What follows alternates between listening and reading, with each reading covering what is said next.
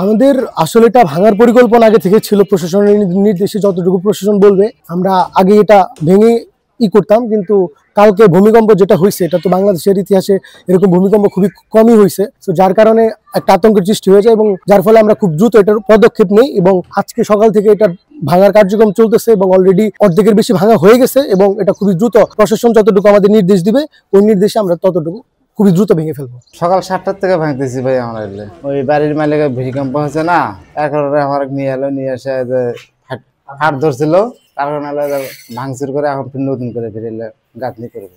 ভাই আমি সকালবেলায় মার্কেট থেকে বাড়ি এলে নিয়ে এসে এই ভূমিকম্প, কালকে ভূমিকম্প হাতে বাড়ি করে ফাঁদ ধরছিল, এই ফাঁদ ধরার থেকে মার্কেট থেকে আমার নিয়ে এসেছে আজ এই 7টা থেকে কাজে যেমন বাজে 1টা।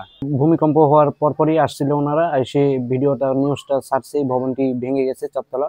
এটার জন্য আবার প্রশাসনিক একটু করছিল, পরে ওরাও বাড়িওয়ালাদেরকেও ধন্যবাদ যে বিল্ডিংটা তাড়াতাড়ি ভাঙার জন্য।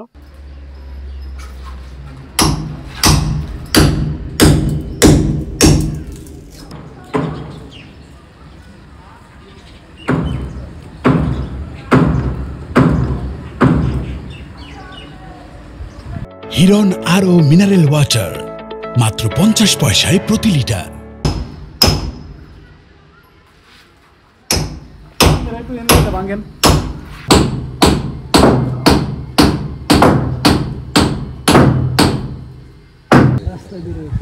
ভূমিকম্প